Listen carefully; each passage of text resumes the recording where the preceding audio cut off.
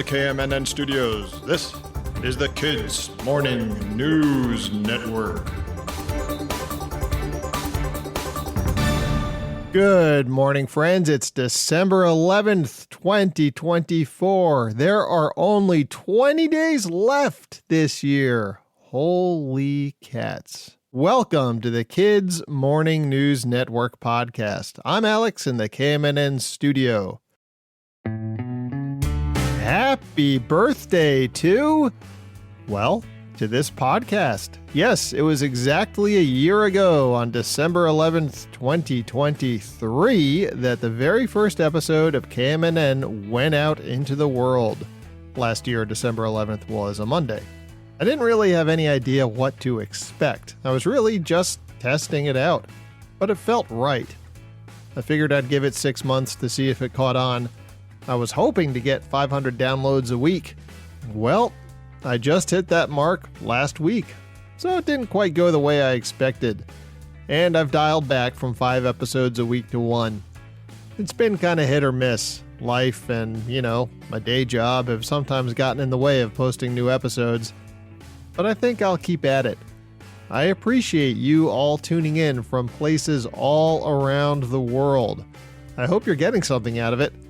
Let me know what you think or what you'd like to hear. Send me a message through the link in the episode description or send me an email at kidsmorningnews@gmail.com.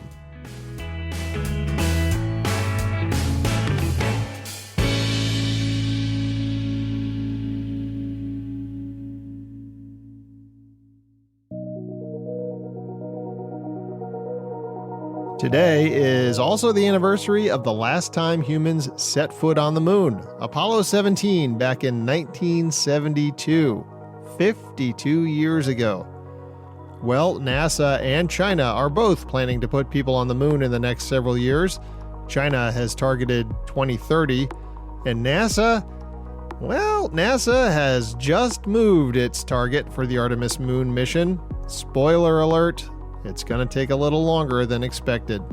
NASA announced last week that the Artemis 3 mission, the one aiming to put humans on the lunar surface, lunar means something to do with the moon, has been pushed back to 2027. It was originally planned for next year, 2025. Why the delay? It's all about safety and technology. One big issue has been the heat shield on the Orion spacecraft. NASA engineers noticed that during re-entry testing, the shield didn't hold up as well as expected. Big pieces fell off. Since this shield protects astronauts from the scorching heat when returning to Earth, it's super important to get it right. NASA says it needs a little time to figure out why it fell apart the way it did and how to fix it. But that's not all. NASA is also waiting for other parts of the mission to be ready, like SpaceX's Starship lunar lander. Still needs more testing to make sure it can safely land astronauts on the moon and bring them back. This delay is a bummer for space fans, but NASA says it's worth it to ensure the mission is as safe and successful as possible. And don't worry, NASA isn't sitting still in the meantime.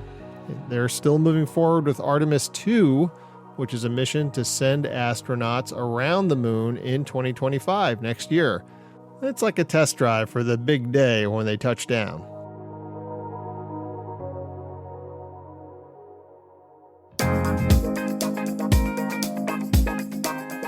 And when NASA does finally put people back on the moon, one of the most important jobs will be recycling.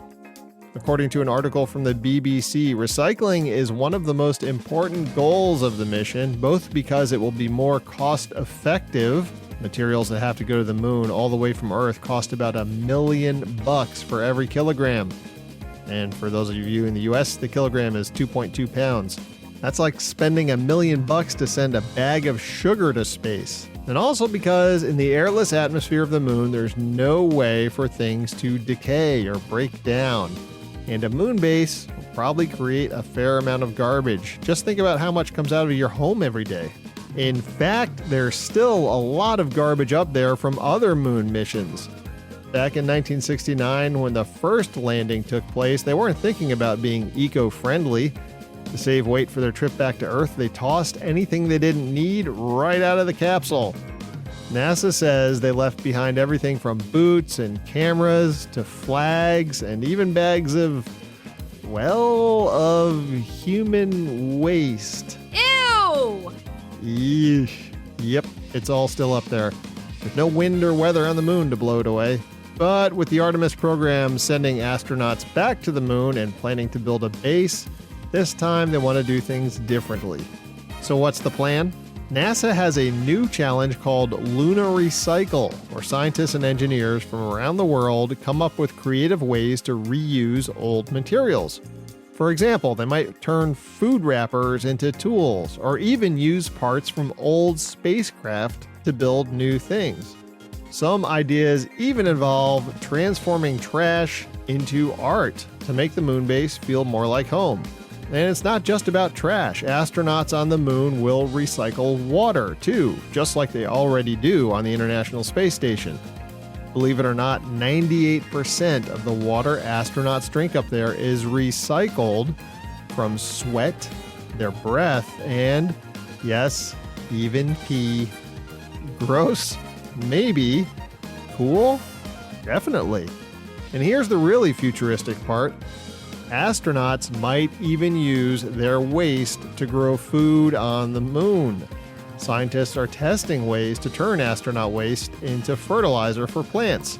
So moon salads might one day come from a very unusual source.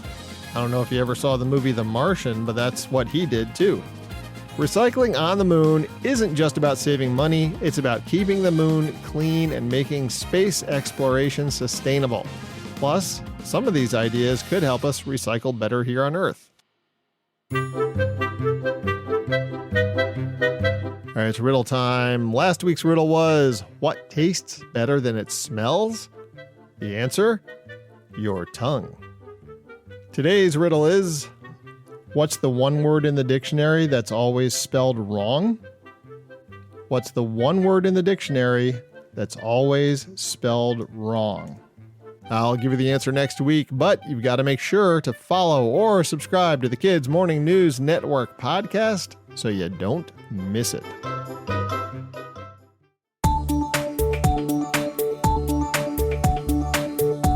Hey, do any of you guys like these things? What are they called again? Oh yeah, video games. In particular, Nintendo. Well, then you might want to head over to Kyoto, Japan, where Nintendo has just opened its first museum. Yes, a Nintendo museum. Game on. So why Kyoto? It's not just any city, it's Nintendo's hometown. The company was founded there way back in 1889. Yep, you heard that right, 1889. Well, hang on, video games didn't even exist back then. Well, that's because Nintendo started out making playing cards. And over the years, it grew into the video game giant we know today, creating characters like Mario, Link, and Pikachu. The museum, called, get this, the Nintendo Museum, sits on the site of one of their old factories. It's like a shrine to Nintendo's creativity and history. Inside, you'll find everything from vintage gaming systems to rare prototypes of consoles and games. Ever wonder what the original Game Boy or NES looked like when they were being designed? Well, now you can see it all up close. And of course, there are exhibits celebrating iconic games. Imagine seeing the history of Mario Kart or walking through the evolution of Zelda. And here's another cool detail. The museum has interactive exhibits too, so you can try out games from different eras. You can see how far we come from 8-bit graphics of the past to the worlds on the Switch. Now, if you want to visit, you'll have to head to Japan. But even if you can't go, the museum is a reminder of how video games bring people together, from solving puzzles with Luigi to battling bosses with Kirby. I think I need to set up some gaming with special correspondents Liam and Finn pretty soon.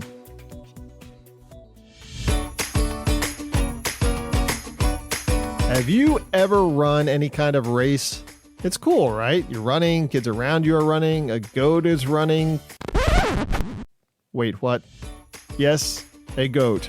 In a half marathon race in Canada, that's 13.1 miles, but it was in Canada, so that's 21.08241 kilometers.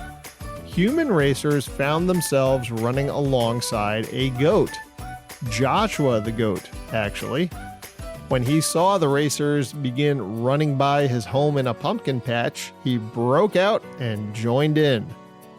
Joshua trotted along for 3 miles before his owners caught up with him, but instead of taking him straight home, they let him cross the finish line, where he was awarded his very own Racer's Medal. Nice work, Joshua. Well, that's the show. Thank you very much for listening today and over the past year.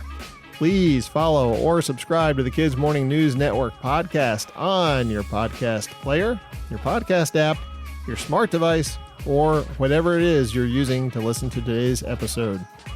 I will be back next week, and I hope you are too. From the KMNN Newsroom, this is Alex, signing off.